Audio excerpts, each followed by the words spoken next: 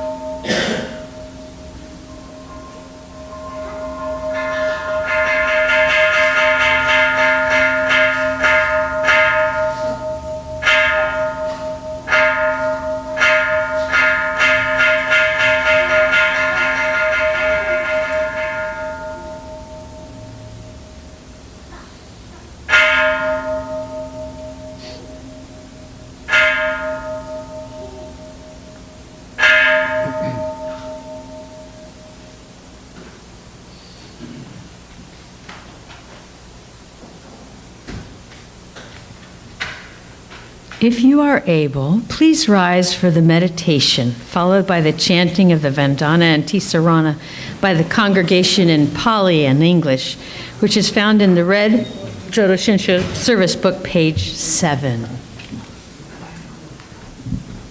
Gacchami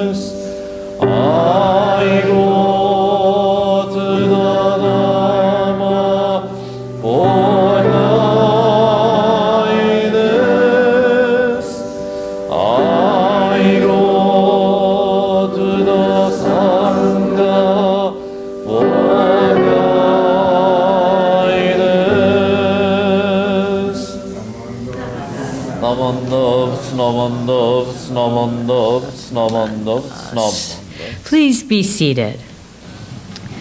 Today's sutra is Praises of the Buddha, found in the Jodo Shinshu Service book on page 112. It is the English translation of Sambhogatsaye, which is found in the larger sutra. In it, the Bodhisattva Dharmakara praises Lokeshvara Buddha and expresses his desire to become the Amida Buddha, and makes 48 vows, thus establishing the Pure Land. While chanting, we join together in oneness with Dharmakara's aspiration to attain Buddhahood and work for the enlightenment of all beings.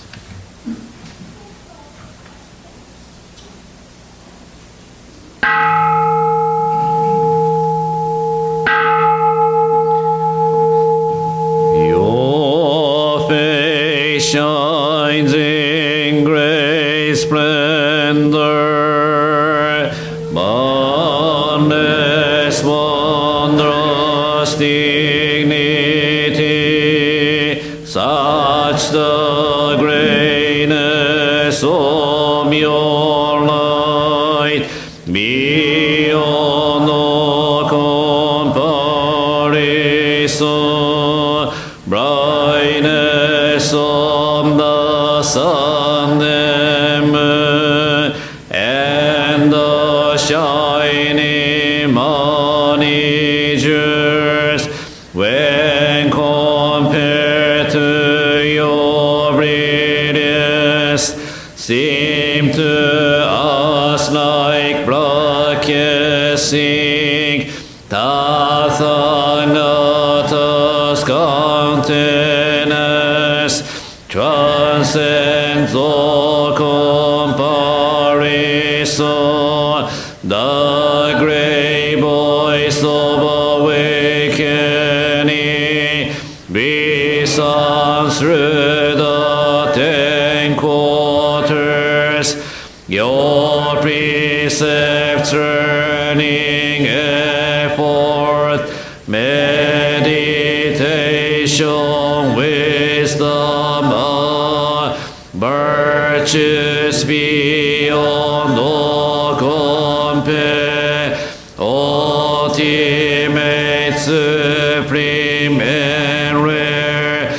Your deep meditation has fathomed all the Dhamma sea, the limits and the depth of all things the Buddhas teach.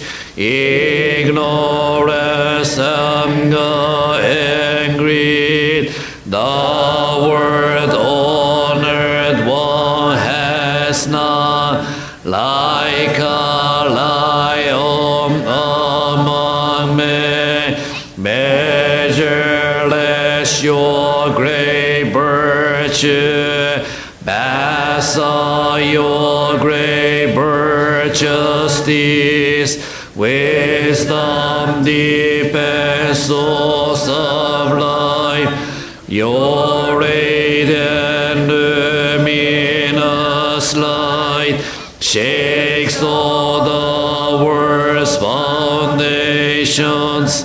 When I become a Buddha, equal to the Dharma King, I will transcend birth and death, liberating all beings. My giving discipline mind, precept accept patience and effort, meditation and wisdom shall be supreme, unsurpassed. I will attain Buddhahood, everywhere fulfill my vow, bring into all those in fear great peace and tranquility.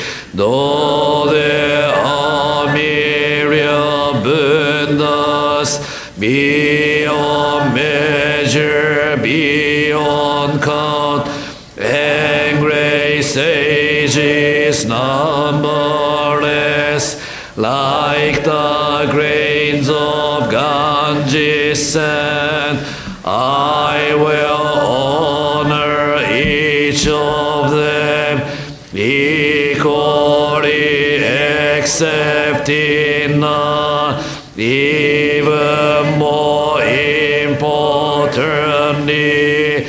I will seek the supreme way, even though open the worst, unless as Ganges sands, even though all lands and realms are boundless without measure, yet my light shall reach them all, and illumine every place. Such shall be my perfect work, such my power infinite. When I attain Buddhahood, might and will be first and best.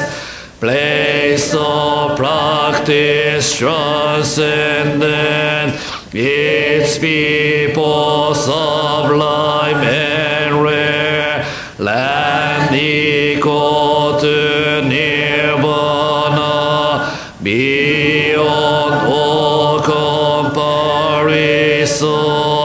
with pity for everyone. I will carry all across, all who come from 10 quarters, to be born into my land, to attain pure joyful mind, peace and great tranquility. Be my witness, Buddha, please confirm my sincerity. Now that I have made my vows, I will strive to fulfill them. Buddhas of the 10 quarters, with your wisdom unhindered, may all of these honored ones know my great best intention, even though my body must bear great pain and suffering. I will persevere and strive patiently without regret.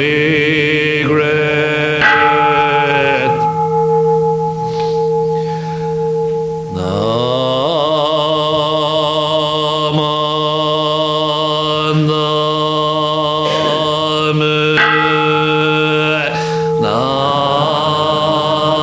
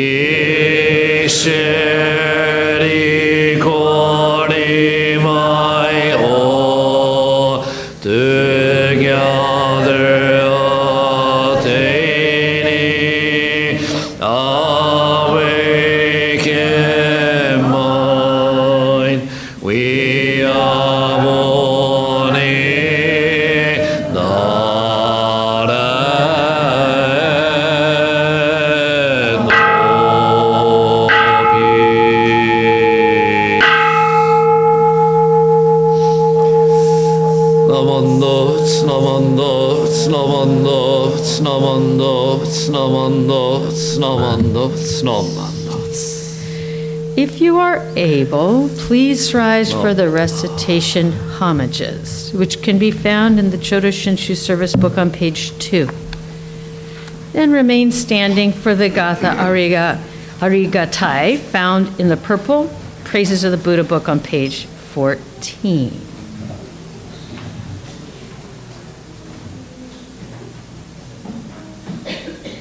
Homages. Hard it is to be born into human life. Now we are living in it. Difficult it is to hear the teachings of the Blessed One. Now we hear them. If we do not gain emancipation in this present life, we may not be free from ill-faring in the ocean of births and deaths for kalpas. Let us reverently take refuge in the three treasures. We go to the Buddha for guidance. May we always walk in the way that leads to enlightenment. We go to the Dharma for guidance. May we be submerged in the depth of the teachings and gain wisdom as deep as the ocean. We go to the Dharma for guidance. May we all with one accord live the life of harmony in the spirit of oneness, free from the bondage of selfishness. Even through myriads of kalpas, hard it is to hear such excellent and profound teachings. Now we are able to hear and receive them. Let us try to understand the Tathagata's teachings. Namandas, namandas, namandas, namandas.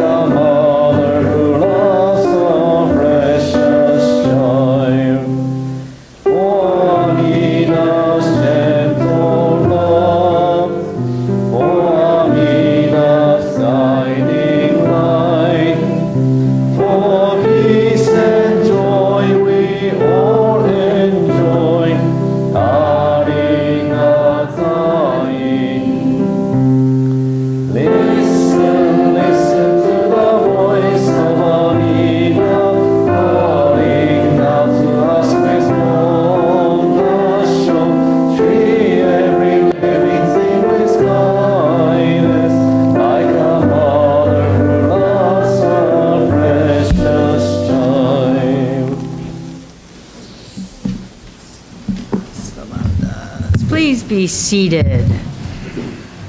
Our speaker today is our very own Ed Diehl.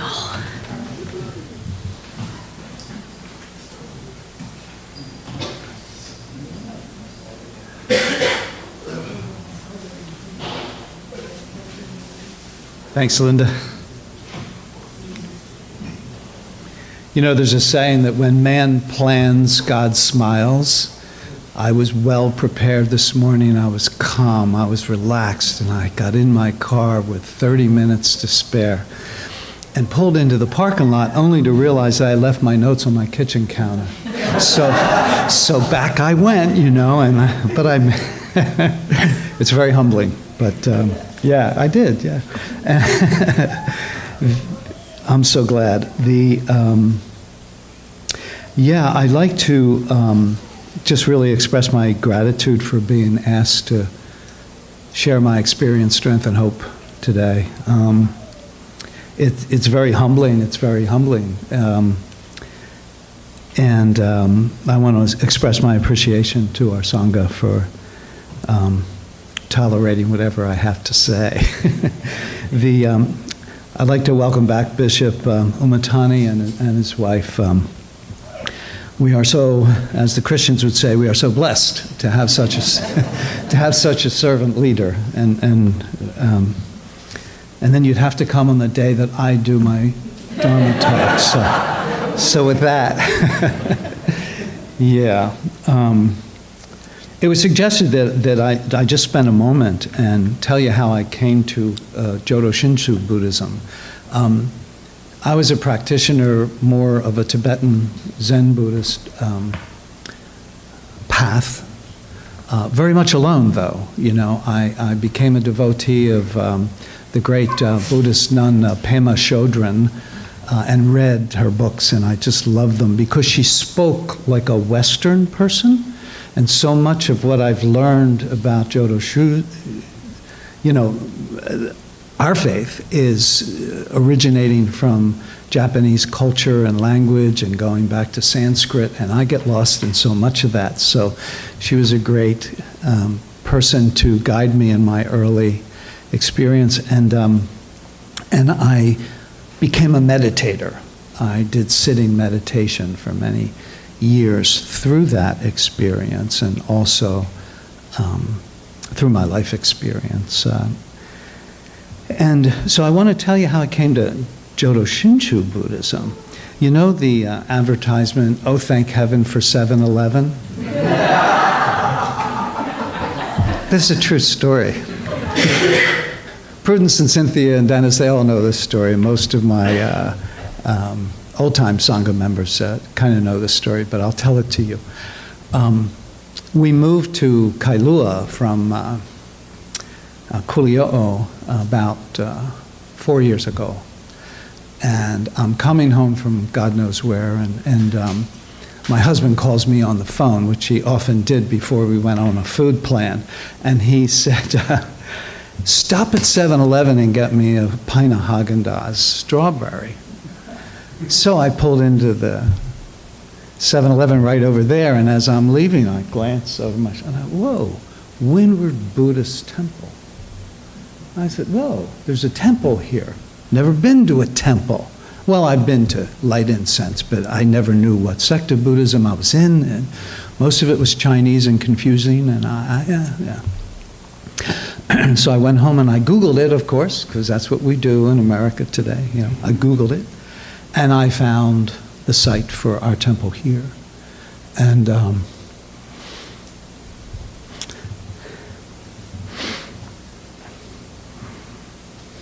I swore I wouldn't get emotional, but I'm Irish, and we cry. And a friend of mine used to say that, you know, tears are the window to the soul, so I'll go with that.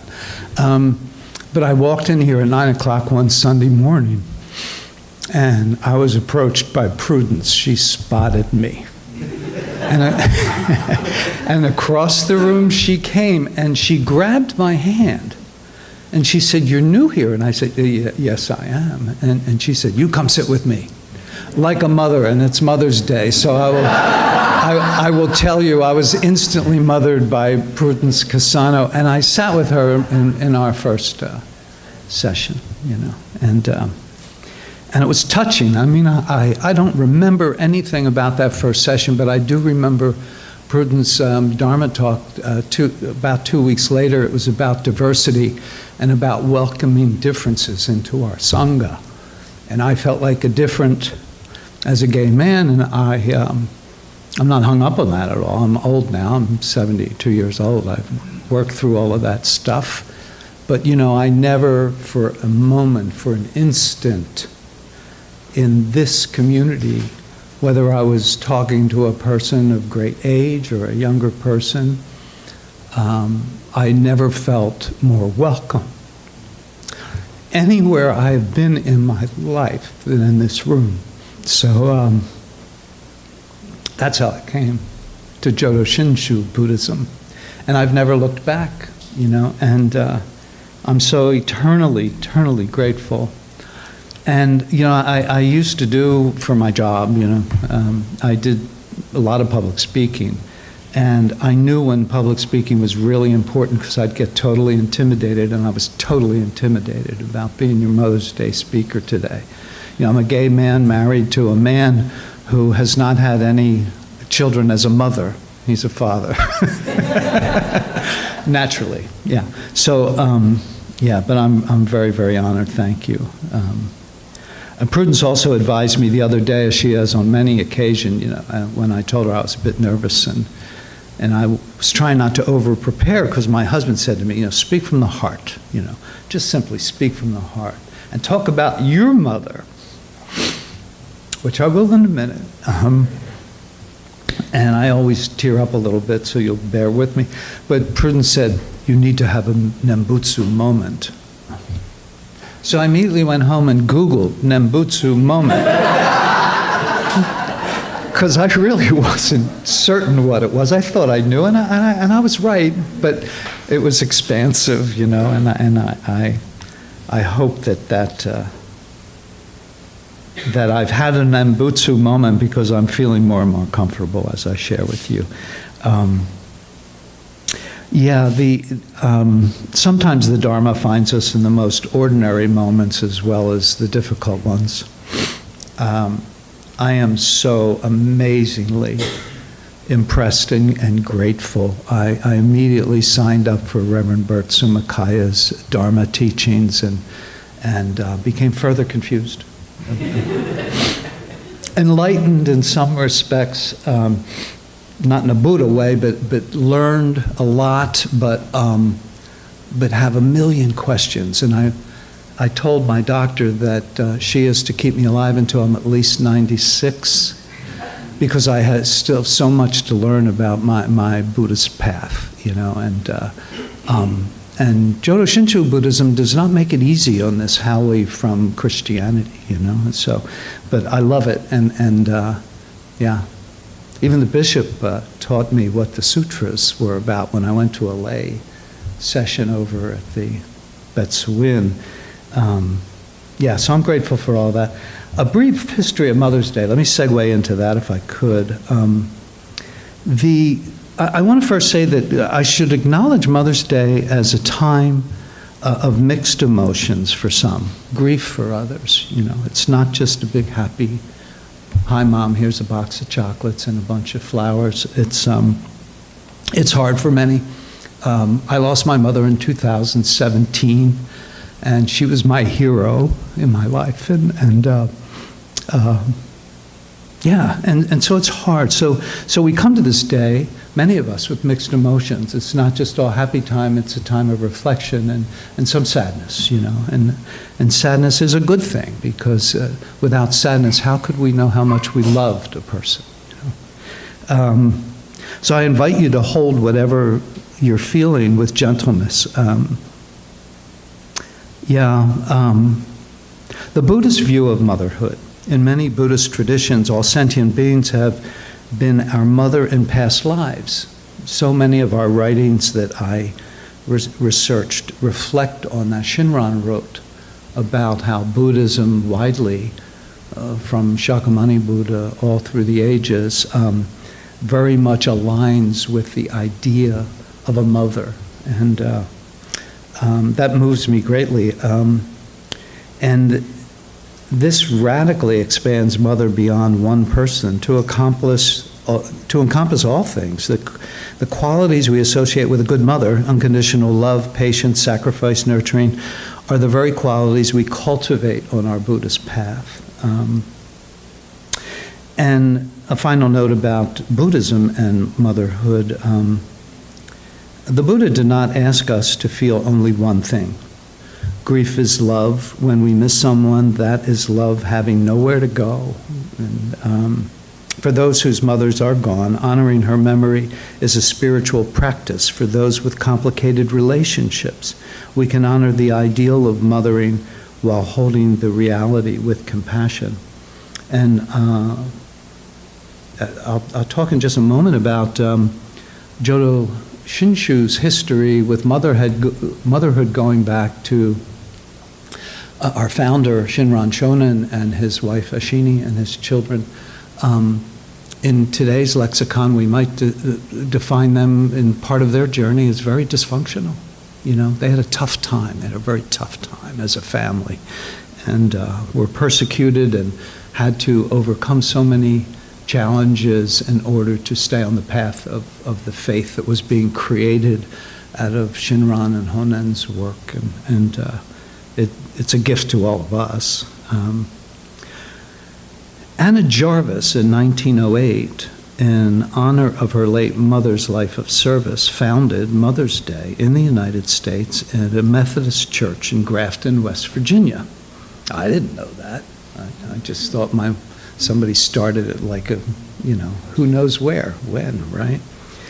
And it was made an official holiday in 1914 by President Woodrow Wilson. The irony of Jarvis establishing this is that she had no children. Interesting, right? Who knew? And she later fought against the commercialization of the holiday. She wasn't in favor of that. She was insisting it should be a personal, private tribute to each family's own mother.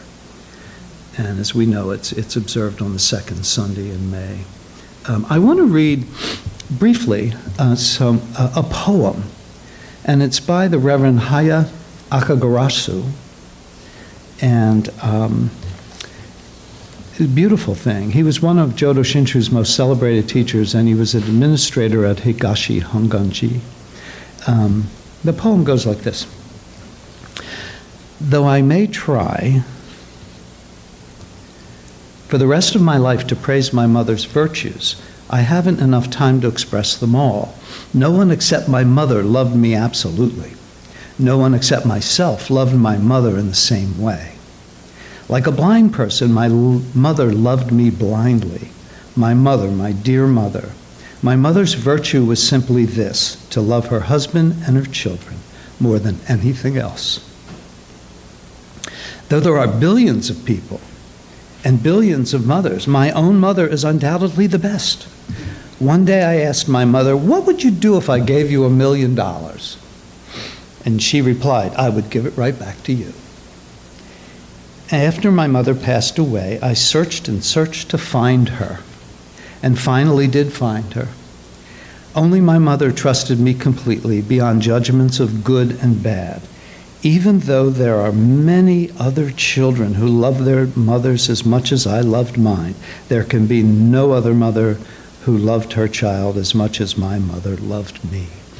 So that kind of really moved me, and I thought I'd share that with you today. Let me talk just a bit about our founder and our founder's spouse. Her name was Eshinni. That's our altar, for those of you who know that. And on either side, those two pictures, it's Eshinni and her daughter, Kukashini, who was very, very important as one of their 6 children. The Shinran, our founder, who lived from 1173 to 1263, spent 20 years as a Tendai monk on Mount Hai. exiled in 1207. And in exile, he made the unconventional decision to marry Eshinni, deliberately breaking the Buddhist precept of celibacy. Buddhist clerics, monks, did not marry up until our Shinran. He called himself neither monk nor layman, forging an entirely new path. The significance of that, Shinran showed that the Dharma belongs to everyone, spouses, parents, ordinary people living ordinary lives. I think that's why we love our faith so much. Together they raised 6 children. Eshinni supported his mission financially and spiritually. Shinran married well. She came from money. And it was very helpful to him because he was able to work so much on our faith and developing such wisdom in the defining of our path. And he was able to do that because it was Eshinni who was able to have the resources to support the children and that was pretty powerful. Many regarded Eshinni as the mother of Jodo Shinshu. Until recently, very little was known about her, the woman Shinran married. However, 10 letters that she wrote to her daughter Kakushini, dated from around 1254 to 1268, were discovered in the Hongwanji archives in 1921. Eshinni's letters described important historical events in the life of Shinran, as well as the conditions in Japan during the Kamakura era, which was very tough on these new Jodo Shinshu folk. They were very oppressed at the time. Shinran and Eshinni were married in 1210 and lived in Ichigo, where he had been exiled in the year 1207. They moved to the Kanto area sometime between 1212 and 1219, returning to Kyoto. Yes. With some of their children around 1233. Eshinni lived in Kyoto with Shinran until about 1254, when it became necessary for her to return to Ichigo to take care of her property and her resources, her family's resources. So she bravely left her husband of many, many years and took up these responsibilities. At that time, Eshinni was 73 years old. I'll be 73 next month.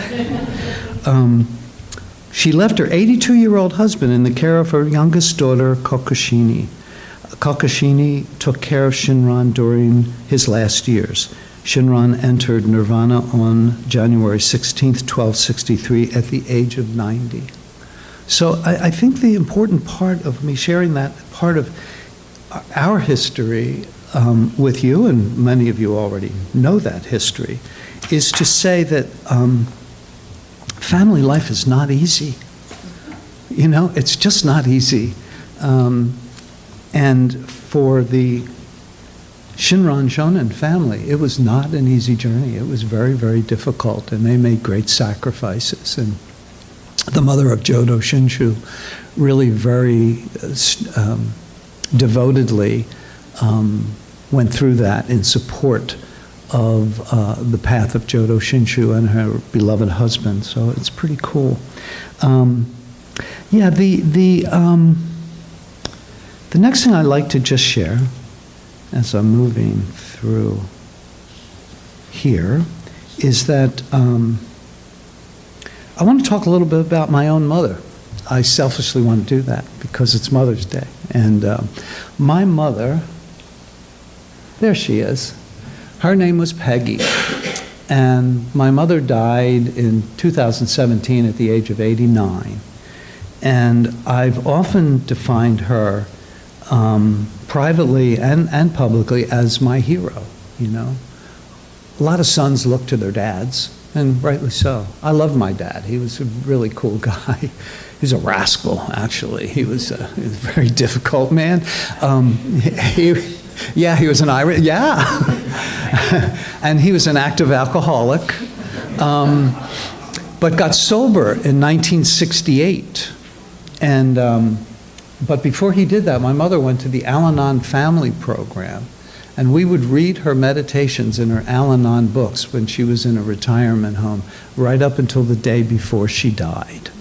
My mother took care of herself, learning that as a family member to a person with alcoholism, one must soldier on.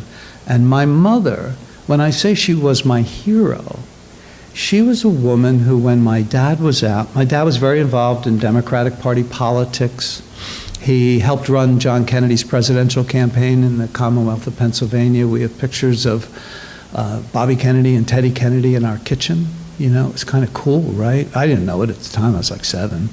But he was out half the night doing God knows what with God knows who, is how my Irish mother described it. But my father's alcoholism progressed rather rapidly.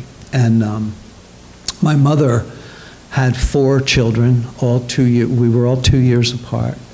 And she got up every morning and ironed 4 white shirts for parochial school, Catholic school. We were all in school at the same time. Packed 4 brown bag lunches, got us out the door, put on a dress, and stood on the street corner, because she didn't drive, and went to a job as an executive secretary. And we were latchkey kids before that was a popular term. We would come home and have cookies and forage through the refrigerator, and then we'd go out and play and come home, and you'd hear balump, balump, balump, and that was our dryer that went constantly all night long. And my mother never knew when her husband was coming home. And when he did come home, sometimes he had drank up most of his compensation and would hand her $4 and say, "Hey, Peg, here, this is for food." And he meant well. He really did mean well. And she would just look at him. But the reason why she was a hero to me is that my mother was always at my elbow through everything. I developed a problem, and I'll share this with you. I know it's not in the Japanese-American tradition to share deeply personal things at a microphone. I've learned that. But we do it. We Irish people do it. We Howleys from the mainland do it. But I just want to tell you, I developed a very, very serious addiction to methamphetamine and drugs and alcohol when I was 14 years old. And I was destined to go to college. I was a smart boy, you know. My parents just expected that. And I wound up sleeping under bushes in Golden Gate Park in San Francisco, eating in a mission and stealing little old ladies' pocketbooks. That's where I went by the time I was 20 years old. And my brother, very wisely, my lawyer brother, oh, lawyers, right? Don't get me started. He sent me a one-way, non-refundable plane ticket to Philadelphia. He was smart because he knew whenever my mommy would send me money, I would use it to buy drugs, right? So, of course, that's what drug addicts do. So my brother sent me this non-refundable plane ticket on TWA. Now I'm dating myself, right? And I flew home, and I got clean and sober at the age of 21. And I'm very, very, very grateful for that. But it was through the example of my parents. My dad got sober. My mother and father. My mother developed the first family program, counseling program in the world for family members of people with addiction disease. And they started a project that was funded first in the nation by the National Institute of Alcohol Abuse and Alcoholism. And it was her wisdom, her simple wisdom, a woman who was a mom and an executive secretary, but through her life experience and her healing from the effect of addiction, she started what became a common term that we all know in our culture today called codependency treatment. That was my mom. She never wrote a book. She was a very humble lady, but she was always there for me. And one day she was, as a family therapist, she was hospitalized with exhaustion. So I used that as my opportunity to come out of the closet. And I went to visit her in the hospital. I said, "Mom, there's something I need to tell you, you know." And so I struggled with the words. I was 24 years old. I said, "Mom, I just can't, you know, I'm sober 2 years, 3 years. I just can't pull into your driveway anymore and leave a part of me in the street." And I said, I'm gay. And she said, you are? Well, how are you? I said, what do you mean? She says, well, how are you with that part of your life? And I said, well, I'm good. I'm good. Thank God I don't drink and drug anymore, and I feel loved, you know. My family is everything, and you are too. And she became just such an amazing support to me and my 4 brothers. My mother, my poor mother, you know, she thought that her challenge as a mother was softening and getting easier for her when my dad finally went to AA, but she found out that at 42 years of age, 11 years since her 4th child, she was pregnant at 42. And in 1969, that was very rare, right? That a 42-year-old woman would have a child. And my baby brother, who's my closest brother to me, was born without complication. And, you know, it was just a joy to my parents and everything. So that's my mom. That's me on the left. That's my husband, Matt. And that's my mother right there. It's something. I don't remember what it was. I just liked that picture. My mother had a way. She had a way that whenever she'd see a camera, she'd shut her eyes.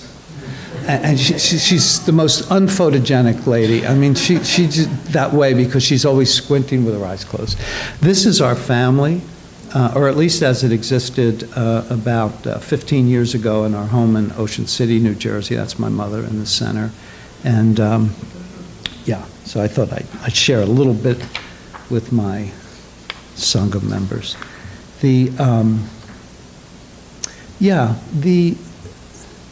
I want to just take a moment.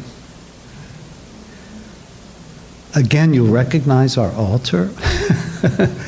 That is my dear, dear Dharma mentor, Reverend Bert Sumakaya, who has been so challenged this year with health problems. And he is a very, very special friend to me. And I'm so grateful to that guy on the left, my husband Matt. We're together 40 years this year. And finally we decided that we would get married. And Matt says, let's get married in your temple. And I said, what? You know, really? You think that's a good idea? He says, that's where your heart is. And so we did. And of course we asked Reverend Bert to do the deed, and it was just wonderful. And it was just a tremendously moving experience that I count as one of the happiest days of my life. This is, that's Matt on the left. That's his son, Matthew, who I met when he was 1 year old. And in front of him is little David, our grandson. He's the orneriest little bugger you'd ever want to meet. You can see the look in his eyes. He was about to do something bad. Yeah. And to the right is my grandnephew, Gabriel, which is a great name, isn't it? He's not the archangel. He likes to swim. And you'll recognize these 3 people who were at our wedding.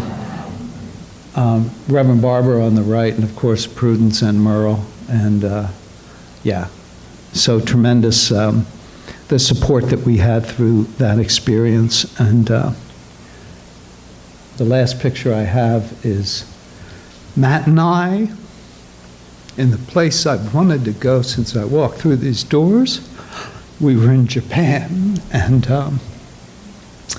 peak cherry blossoms in Tokyo and Kyoto, and that is a little river where, you know, it cruises the cherry blossoms. You know, it was just a pretty moment for us, and yeah, so I'll leave you with that and say my gratitude for this temple knows no bounds. It's just beyond any words I can come up with, and I'm pretty good at coming up with crazy words.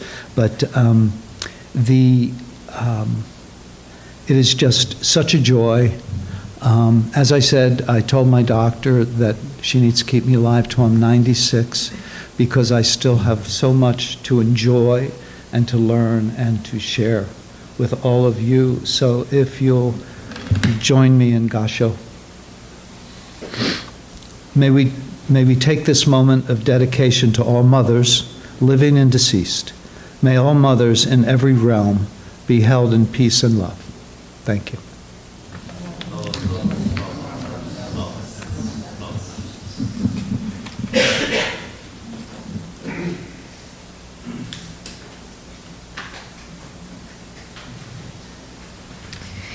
Thank you, Ed. It made me emotional, and I'm not even Irish. If you are able, please rise for the Gatha on this Morn, on page 153 of the Praises of the Buddha book. Then continue to stand for the Gatha, Nembutsu, found on 145 in the same book.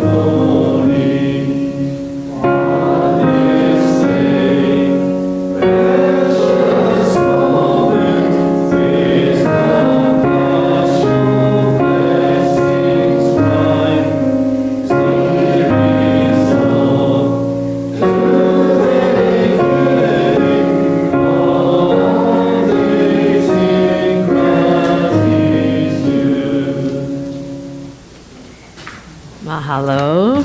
Please be seated. Sorry, this way. Thank you.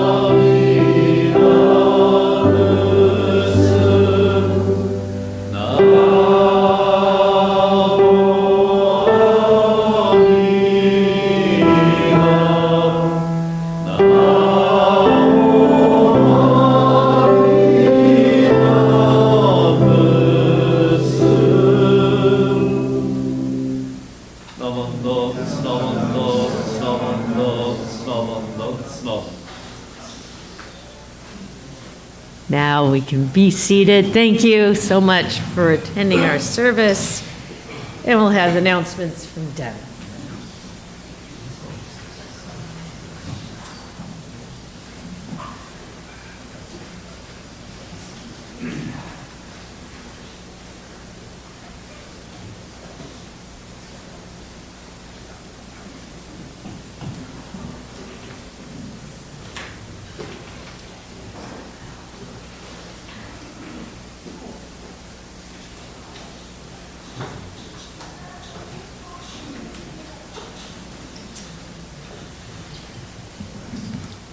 Good morning, everyone. I thought Ed was going to come out and go, M is for the... But that was very warm and touching. And for your first Dharma message of your life, that was well done. Give him a hand.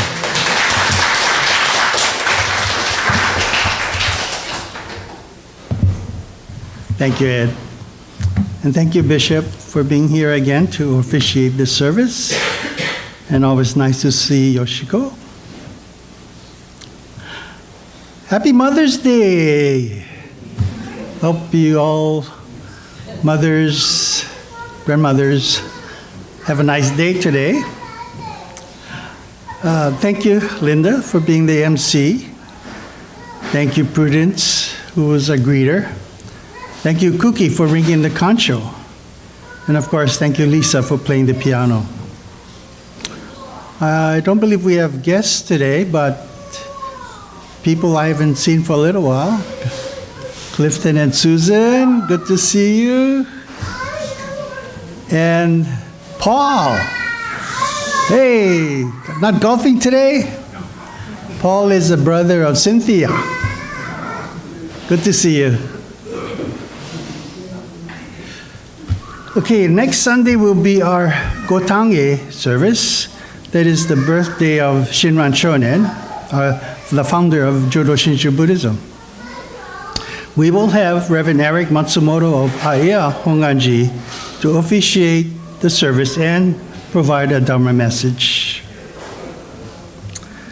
As a follow-up, our Earth Day activity again is planned for this coming Saturday. 9 o'clock here at the temple to pick up trash along Kule Road. I hope you would like to give back to Mother Earth and help pick up some rubbish with us. If you do have your Windward Buddhist Temple t-shirts, please wear them. Or caps or hats or whatever you have. Again, we'll start at about 9 o'clock and we'll provide gloves. And so just dress comfortably, but I think it's best to wear shoes. So see you Saturday. After refreshments today, of course, we'll be playing bingo. Always popular. And just to mention, I've ordered the polo shirts that most of you have signed up for, so we'll get them in about 3 weeks. Today being Mother's Day, we have carnations for all the mothers. Dana is back there. She'll be handing it out to you as you leave this main hall into the refreshment area right after the service. Are there any other announcements? If not, let's do words of thanksgiving.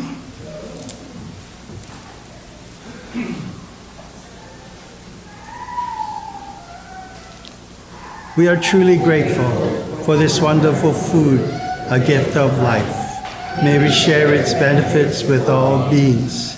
As we partake of this food, let us remember Amida Buddha's compassion, which surrounds all people and all forms of life. Namo Amida. Itadakimasu. Thank you.